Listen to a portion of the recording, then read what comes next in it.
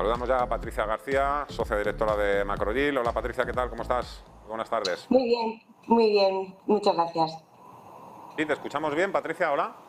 Sí, yo os escucho bien, ¿vosotros a mí? Uy, qué bajito que te escuchamos. Bueno, vamos a ver, no sé si es problema de vuestro micrófono o es el problema lo tenemos aquí. Bueno, como tú nos escuchas bien, yo creo que ahora ya se ha solucionado. Los datos de inflación en Europa, ya lo hemos visto por la mañana, a primera hora, siguen siendo horribles, terribles. Queda todavía muy lejos ese pico de inflación que todo el mundo espera. Y la que sí puede mover el mercado hoy es el dato de inflación en Estados Unidos. ¿Qué esperáis? Eso es.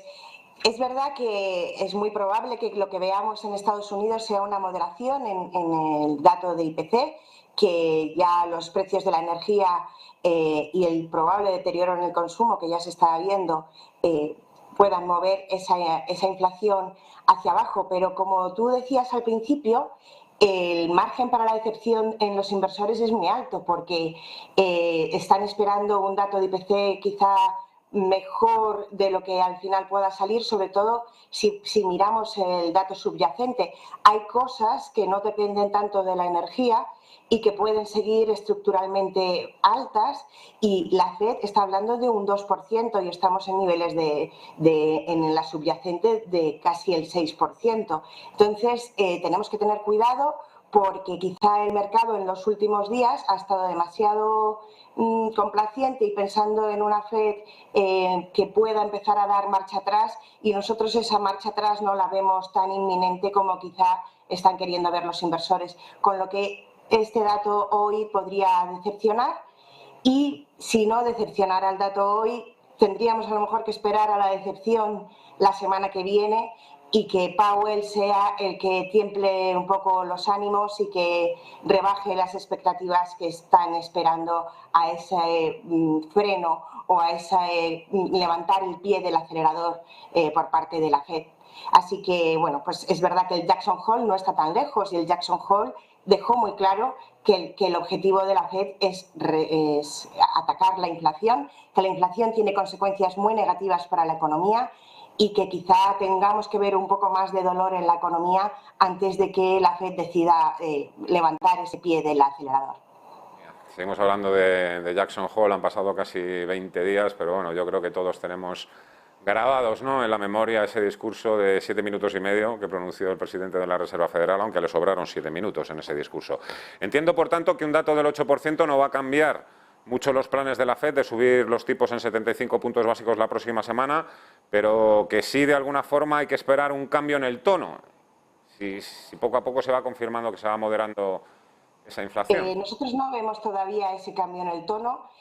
Con los mercados tan contentos y la economía todavía más o menos resiliente, vemos que la FED va a seguir con su tono de hawkish, de halcón, y que eso puede decepcionar a unos inversores que siguen bastante contentos dentro de la renta variable. El suelo en la renta variable y también en la renta fija, parece que está un poquito más cerca en el caso de la renta fija, pero claro, lo decimos también con muchísima precaución. Las bolsas siguen teniendo un gran poder de resistencia, en mi opinión, ¿eh? Sí. En la renta fija sí que el suelo podría estar más cerca. Es verdad que aunque no vemos muy próximo ese levantar el pie del acelerador por parte de la FED, pues tarde o temprano, cuando la economía empiece a deteriorarse más, ese pie se levantará. Tenemos las rentabilidades de la deuda en Estados Unidos en torno al 3,3%, y bueno, pues tienen una resistencia muy grande en el 4% que tenemos aquí en el gráfico, en la línea negra. Bueno, pues ahí a lo mejor el suelo en la renta fija está más cerca, pero en la renta variable, ¿qué ha estado pasando estos días? Pues que esa barrera psicológica del mercado bajista, que es el 20% de caída desde los máximos anteriores, vemos en la línea que está punteada en rojo, y la línea roja es lo que ha ido haciendo este mercado bajista. Vemos que esa línea psicológica del 20% está funcionando, y los inversores están pensando que la FED tarde o temprano volverá al rescate, como lo ha hecho en muchas otras ocasiones recientes. Pero nosotros no pensamos que ese sea el mood de la FED ahora mismo. estimamos que puede haber recortes en los beneficios empresariales más acusados de los que se están realizando hasta ahora. Es verdad que en Estados Unidos ya ha empezado a recortarse las estimaciones de resultados, no en Europa. Y bueno, pues estimamos que este otoño quizá empiece a verse más la realidad económica y la realidad de las compañías y que las bolsas no tengan más remedio que darse cuenta de que el entorno no es favorable para la renta variable en este momento. Por ahí es por donde podría llegar el peligro, la próxima corrección en los mercados por todo lo relacionado con los resultados, los beneficios empresariales. Eso es lo que nosotros estimamos, que los beneficios empresariales, las compañías es verdad que han mostrado una resistencia impresionante y que siguen mostrando buenos resultados, pero es que esto tiene también fecha de caducidad, porque si la inflación la estamos combatiendo a base de enfriar el consumo, pues esto a las compañías tarde o temprano les llega. Los márgenes ya se están reduciendo y bueno, pues eso tarde o temprano termina deteriorando las cuentas de las compañías. Como he dicho antes, los beneficios empresariales todavía no se han recortado suficiente. Cuando empiece ese recorte empezaremos a ver que las valoraciones no son tan atractivas en la renta variable como muestran ahora mismo, porque tienen que reducirse los beneficios que se esperan y ahí pues puede venir un nuevo episodio de caídas en la renta variable. También hay que hablar, claro, de los catalizadores alcistas que podrían darle la vuelta a esta tortilla o a esta torta, mejor dicho. Por un lado está la posible, hipotética, moderación de la inflación y por otro lado también se habla un poco de un alto el fuego en Ucrania, el fin de la invasión. No sé, están saliendo, claro, este fin de semana, estos días están saliendo también muchos titulares.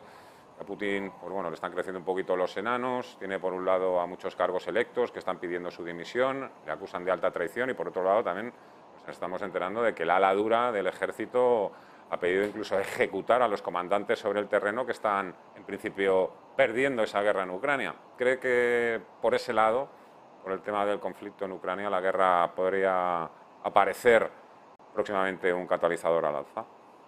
Como un cisne blanco. La verdad es que es muy complicado de saber. Cuando hay un perro herido, y en este momento Putin puede ser un perro herido, puedes esperar cualquier cosa. Por otro lado, tiene de la mano a China. Mañana precisamente se reúnen, es la primera vez además que Xi Jinping, el presidente de China, sale de China y se va a reunir en el marco de una cumbre, se va a reunir con Putin. Que pueda salir de ahí también es complicado y parece que a lo mejor Putin de ahí no sale tan escaldado, o a lo mejor sí, a lo mejor Xi Jinping le dice que sea Putin el que levante el pie del acelerador, pero lo veo complicado y es muy difícil de saber en qué va a acabar esto. Bueno, precisamente la Comisión Europea ha presentado hoy en sociedad el pliego de medidas destinadas a combatir la crisis energética. Lo que sabemos hasta el momento es que una de las propuestas es limitar los beneficios extraordinarios de las empresas energéticas, quizás también introducir algún impuesto solidario para las empresas petroleras, fomentar el ahorro de electricidad y, claro, aquí está también otra cuestión clave, topar el precio del gas ruso, ¿no? que ya veremos cuál es el precio tope, ¿no? que podría fijar ahí la Comisión Europea. Con todo este un poco mejunje, crisis energética de Europa, poniendo medidas un poco deprisa y corriendo, ¿quién gana y quién pierde? Pues al final lo más probable es que quien pierda sea Europa.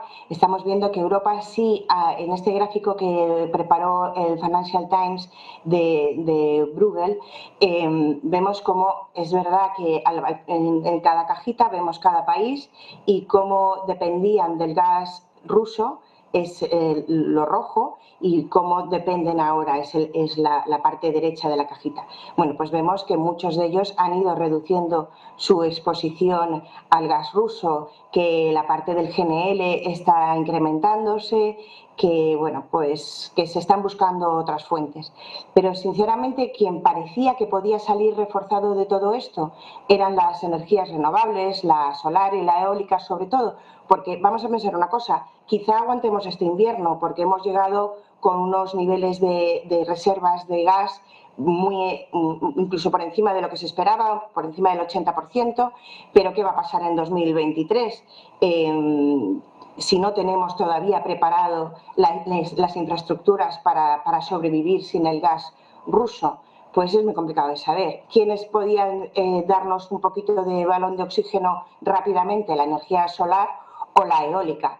Pero ¿qué pasa con estos impuestos extraordinarios? Lo que, en mi opinión, se está generando es una incertidumbre regulatoria que puede frenar las inversiones y precisamente no es ahora lo que necesita Europa, el freno de esas inversiones. Así que no sé qué mecanismos se les puede ocurrir para que con esos impuestos extraordinarios no se frenen las inversiones. Veremos si son capaces de hacerlo. Y luego, por otro lado, tenemos las nucleares y el GNL. Eso es mucho más difícil de poner en marcha rápidamente.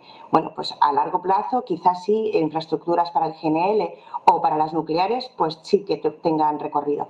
Y así, claramente y rápidamente, ¿quién es el gran ganador en principio? Pues Estados Unidos, que es el que nos está enviando más gas a través de nuestras regasificadoras.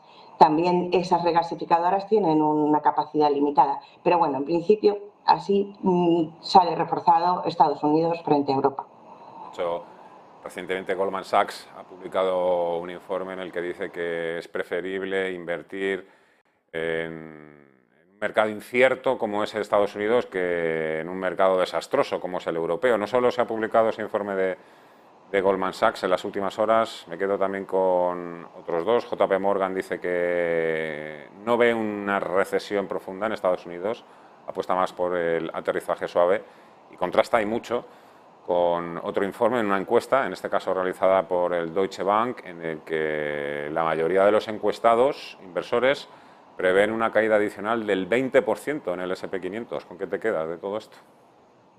Bueno, pues quizá el 20%, bueno, es que hay que ir viendo cómo se van desarrollando las cosas, porque es que estamos hablando de mucha incertidumbre. Pero bueno, quizá nosotros sí vemos caídas adicionales en la renta variable, tanto en Estados Unidos como en Europa. Creemos que Europa es más arriesgada, a pesar de que los índices de PER, de valoración, para los próximos 12 meses, lo tenemos en el gráfico de arriba a la derecha.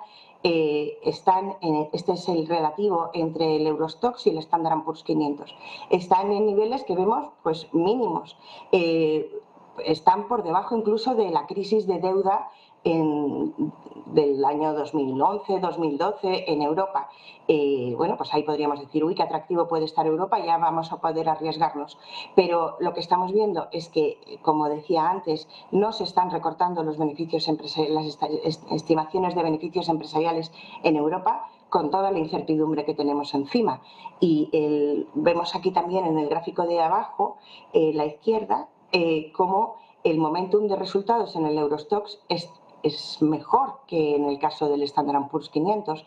Es verdad que las compañías europeas que cotizan en el Eurostoxx, muchas de ellas tienen mucha exposición exterior. Entonces, esa debilidad que hemos ido teniendo en el euro les viene bien. Pero ese debilitamiento en el euro no ha venido porque sí, ha venido porque tenemos una incertidumbre económica fuerte. ¿Qué va a pasar con la industria en Europa? Quizá no este invierno, pero en 2023. Hay que tener todas estas cosas en cuenta y bueno, y además tenemos a China con su plan COVID. Eso todo también genera cuellos de botella. Por otro lado, esa confrontación entre China y Occidente, ¿en qué va a acabar? Estados Unidos está hablando de poner restricciones a la exportación de semiconductores a China. Eso también puede generar cuellos de botella que afectan a sectores importantes europeos, como pueden ser a lo mejor el sector autos. Todo eso, pues, consideramos que genera una incertidumbre fuerte. Y por otro lado también hoy hemos conocido el CEP en Alemania, las expectativas de ese CEP está en mínimos, incluso por debajo de la crisis de deuda. Todo eso nos quiere decir que ahora mismo el sentimiento de los actores económicos está muy bajo. ¿Cómo vamos a invertir en ese contexto? ¿Y cómo va Europa a pasar este trance económico, pues con mucha incertidumbre, por lo que nosotros seguiríamos apostando más por el Standard & Poor's, a pesar de que esperamos alguna caída adicional que por el Eurostoxx en este momento, aunque, como vemos en este gráfico de arriba a la derecha, pues aparentemente Europa está muy atractiva, pero no nos fiamos todavía. Pues esa podría ser precisamente una de las buenas pocas noticias que tenemos en el mercado, ese pánico en principio controlado, esos altos niveles de sobreventa que siempre suelen ser también una señal alcista, pero claro, tampoco teníamos el patio tan revuelto y más que se puede poner. Patricia García, socia directora de Macroyield, un placer, como siempre. Muchísimas gracias, un fuerte abrazo y hasta otra. Buenas tardes. Gracias a vosotros. Buenas tardes, adiós. 12:26, continuamos avanzando. Antes haremos un pequeño descanso, una pausa y continuamos aquí en Ponte en Acción, en Negocios TV.